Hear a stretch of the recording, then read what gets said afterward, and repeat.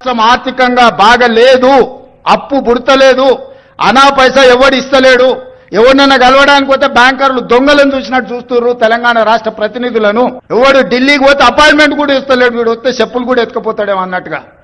నన్ను కోసినా కూడా 18,500 కోట్ల రూపాయల కంటే ఎక్కువ ఆదాయం లేదు. ఏం చేస్తారా ఆయనను చెప్పురు ఉద్యోగ సంఘాల నాయకులను అడుగుతున్నా, ఏం చేస్తారు? నన్ను కోసుకుంటే తింటారా, వండుకొని తింటారా, ఏం చేస్తారు?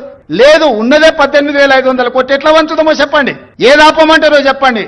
అధికారంలోకి వచ్చిన మొదటి 2 వారాల్లోనే శ్వేతపత్రం అనే అబద్ధాల జాతర మొదలుపెట్టినారు. మొదలుపెట్టుడే 6 లక్షల కోట్ల అప్పు అయిందని మొదలు పెడతాడు. ఇవాళ ముఖ్యమంత్రి గారు మరి ఎన్నిసార్లు మారుస్తారో అంకే కూడా మాకు కూడా అర్థమైతలేదు. మొదలు పెట్టినప్పుడు డిసెంబర్ 2023లో 6 లక్షల చిల్లర కోట్ల అప్పు అని చెప్పిండు కేసీఆర్ గారు చేసింది. ఇవాళ చెప్తున్నాడు నిన్న 8,29,000 కోట్లట. ఈ సంఖ్య రోజు రోజుకు మారుతూనే ఉంటుందా? సర్కార్ నడుపుతుండ్రా, సర్కస్ నడుపుతుండ్రా, ఏం నడుపుతున్నారు మీరు?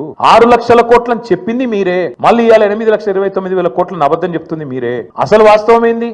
4,17,000 కోట్లు మాత్రమే టీఆర్ఎస్ బీఆర్ఎస్ ప్రభుత్వం చేసిన అప్పు.